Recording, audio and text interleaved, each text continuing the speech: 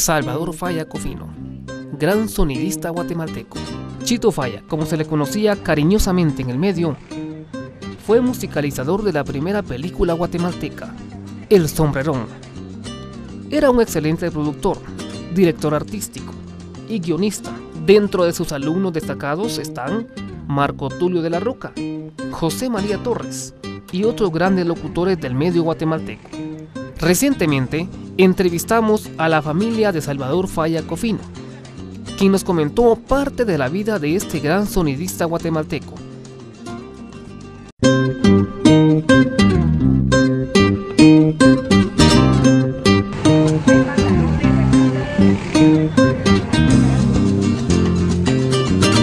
Pues que les costó, por supuesto, ¿verdad? Por los cambios que tenían que hacer.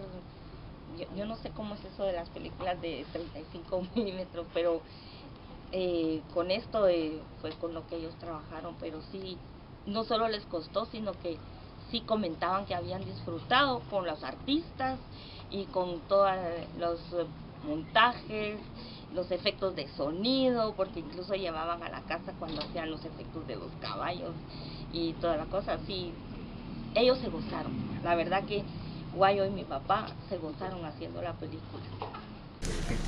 La película El Sombrerón fue quizá el proyecto más importante en su carrera, me imagino, ¿verdad? Yo creo. Pero aparte de eso... Fue un ideal, ellos querían hacer cine en Guatemala. Mi papá tenía muchos proyectos para la radio de Guatemala y para Guatemala. Él decía que era una herramienta muy poderosa para enseñarle. Él quería enseñarle a los guatemaltecos cosas bonitas, cosas buenas y hacer programas educativos. Su homenaje que hicieron a varios locutores y lo vi subir las gradas en el Teatro de Cámara del Centro Cultural, y cuando lo vi subir y verlo atravesar la cosa y oír lo que decían de él, con aquella cara de sencillez y de humildad, como de quien está asumiendo que no tienen nada que decirle de qué hizo o qué dejó de hacer, porque lo que hizo es lo que era. Es decir, es como que uno es su vida, ¿verdad? Entonces, cuando tiene uno esa pasión, los homenajes, pues la gente tiene, y él lo sentía de mucho gusto. Él se sintió muy halagado, pero cuando recibía las cosas uno miraba aquella sencillez del hombre. Tal vez no humildad en el sentido porque se sentía abochornado a veces, y después cuando con todos los aplausos tal vez no lo sabía manejar como uno dijera, pero era un hombre que solo mirabas tú al verlo caminar esa sencillez de quien está viviendo su pasión, el que está viviendo la razón de su vida.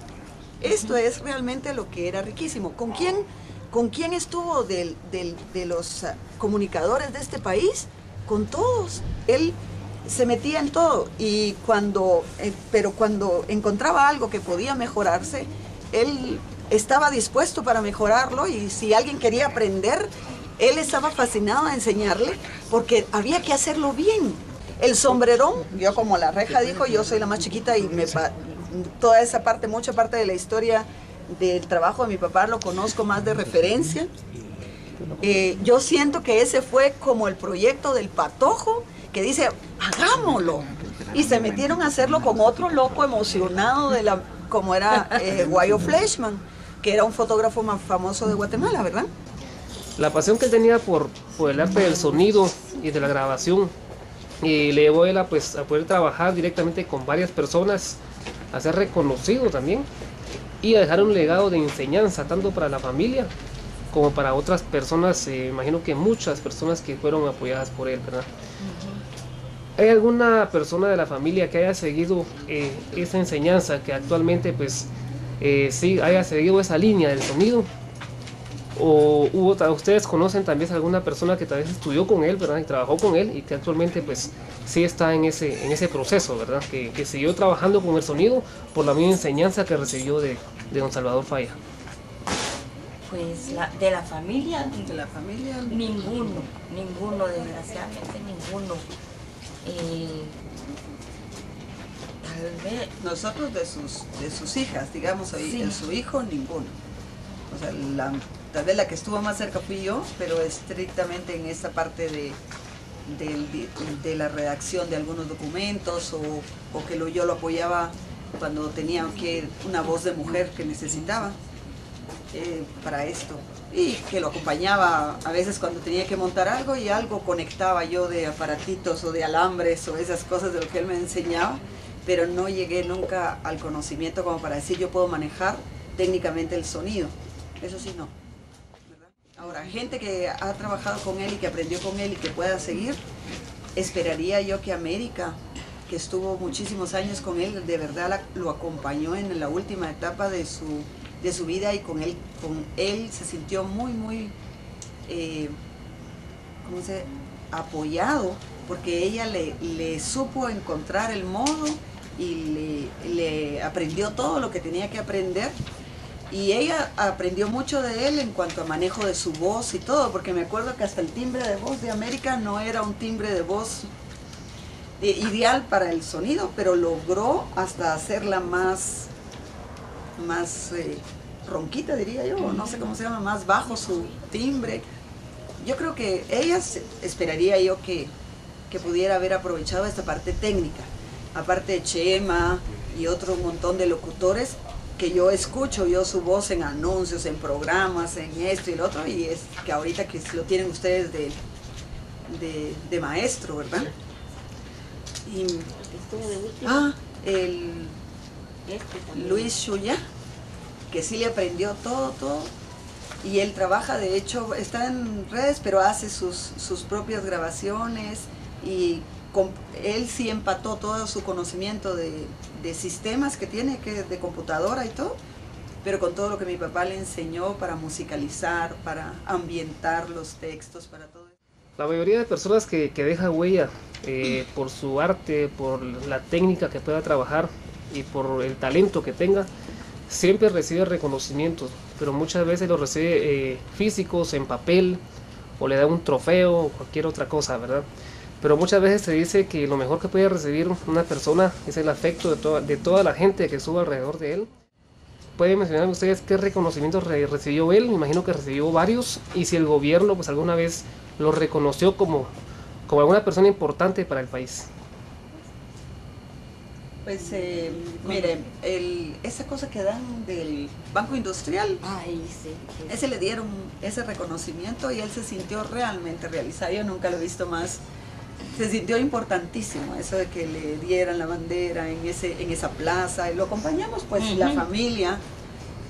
Y, a mí lo que me encantaba de mi papá es cómo te aplauden algo que es tu vida, que es tu pasión, pero como es un aplauso, es un reconocimiento, es un esfuerzo, él se sentía realmente ilusionado de que alguien dijera valió la pena lo que hiciste, porque es tu vida entera.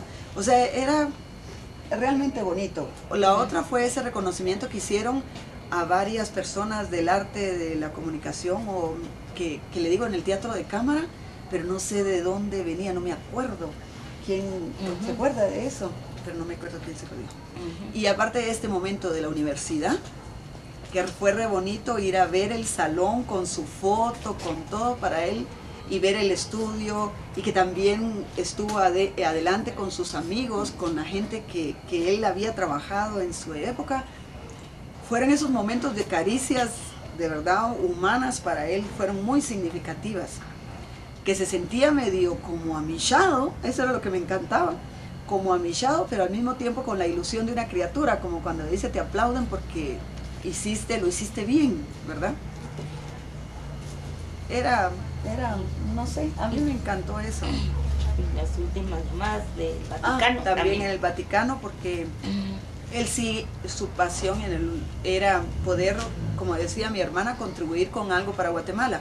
Pero él era católico, y católico convencidísimo. Por ejemplo, toda la trayectoria del Papa Juan Pablo II, se la siguió, todos sus viajes, él tenía grabaciones de todos sus discursos. Aquí cuando vino, hizo videos subido hasta la cúpula de Santo Domingo y se movía, ya era grande y todavía hacía esas cosas de realmente hasta ponerse en riesgo, pero él sentía que tenía que quedar grabado, que él se gozó, por ejemplo, cuando hicieron simultáneo el rezo del rosario, que lo siguió el Papa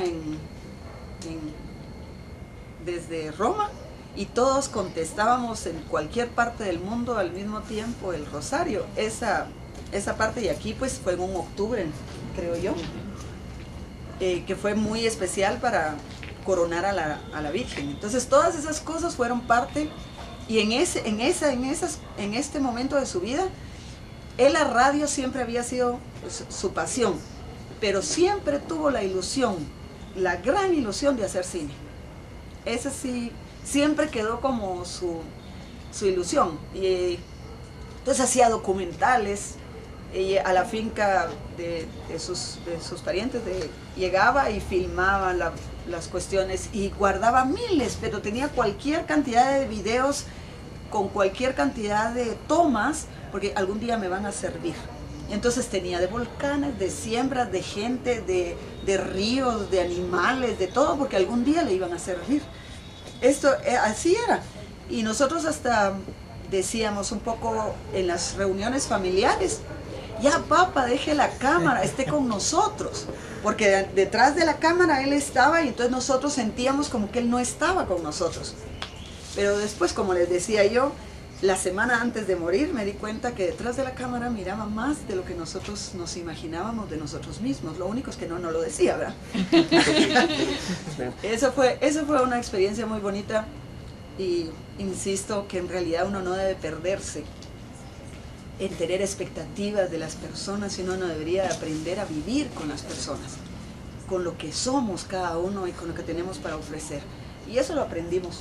Ya, después nos fue muy agradable ya hablar de mi papá sin expectativas, sino con la lección que nos había dado, ¿verdad? Porque al final, sí, pero es que mi papá cuando yo llegaba ni siquiera decía, y que no sé qué, que no sé cuánto, ¿verdad? Pero ya realmente es más el orgullo que tenemos de la lección, porque son como 3 palabras claves. Una responsabilidad total con su trabajo. No hacía nada que no fuera bien hecho y acabado. O sea, nada dejaba a medias, y si estaba mal hecho no lo hacía. Okay. O sea, hasta que no lo puliera. Eso sí. Era una cosa muy importante. Pero solo la otra. Perseverante. O sea, perseveraba hasta conseguir lo que quería, y coherente. O sea, él nunca usó los medios de comunicación para decir algo que él no creía que tenía que decir, ¿verdad? Entonces por eso fue para nosotros, y si podemos aprender eso de mi papá, aunque no nos haya sentado en sus piernas y no nos haya oído nuestras babosadas, si no podemos ser capaces de aprender eso de nuestro papá, entonces no sirvió de nada compartir con él toda nuestra vida, ¿verdad? Yo creo que eso es lo más rico del asunto. Por eso yo les digo, no pierdan de vista el ser humano que hay detrás de cada uno de los que se topan ustedes en la vida, porque todos tienen algo que darnos de lección, ¿verdad? Muy bien. En el antaño, las personas que se dedicaban al sonido, a la grabación, pues como no había tanto elemento como ahora, ¿verdad? De que programas de edición y la computadora y tanta cosa, que ahora se le hace bastante fácil a uno pues venir y pegar una imagen y ya está, ¿verdad? Él trabajó con elementos y maquinaria diferente con el que ahora existe, ¿verdad? Pero él, me imagino que sí vivió ese cambio cuando empezó a salir el mundo de la informática y de la tecnología de la información y comunicación. Él trabajó todavía con ese tipo de material, con ese tipo de elementos, con los programas computarizados de edición. ¿Y qué pensaba él de ese cambio? ¿Cómo miraba él ese cambio de una etapa para otra? A él le fascinó, porque incluso ya grande, y aunque le costaba, y enséñenme cómo se maneja la computadora, se armó de su computadora y grababa y hacía cosas usando la computadora. Los últimos discos, unos discos que grabó con Melgar, ¿cómo se llama? Walter Melgar, preciosos discos. Una música la hizo también así con la computadora, ¿verdad? Le grabó como 2 discos y estaban empezando el tercero a grabar con Walter Melgar, pero sí con la computadora también. Ya no llegó, creo yo, a la tecnología de esta de las donde corres con el mouse, y ya se estaba acercando, todavía no lo alcanzó, ya no alcanzó a hacer eso, pero nunca. Llegaba cuando llegaba el patojo, que Luis Chuyá, que estaba con él, y que él sí sabía de computadoras, pero no lo hagas por mí, enséñame cómo lo tengo que hacer. Y entonces casi que le decía, apuntame, ¿qué tengo que apachar primero? Y después, imaginas que era un hombre como de 75 años cuando empezó, cuando empezó con la computadora, con la computadora. o unos 75 años, pero él no le tenía miedo a las máquinas. De hecho, todos mis tíos Falla son tienen mucha facilidad para manejarse con máquinas. Entonces él tenía esa facilidad, entonces no le daba miedo la computadora.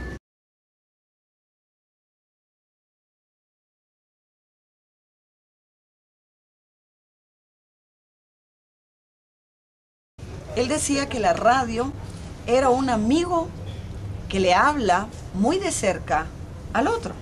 Entonces peleaba toda la vida. Chema debe saber y se debe recordar, estos locutores que creen que están a medio estadio, ¿por qué le tienen que gritar al individuo que tiene el radio a 1 metro? Que le hablen al oído, que le hablen como un amigo, que sepan que está ahí y que le van a, porque la palabra tiene que entrarles, porque la palabra es el segundo que está en el aire. Y si no la entró, se perdió.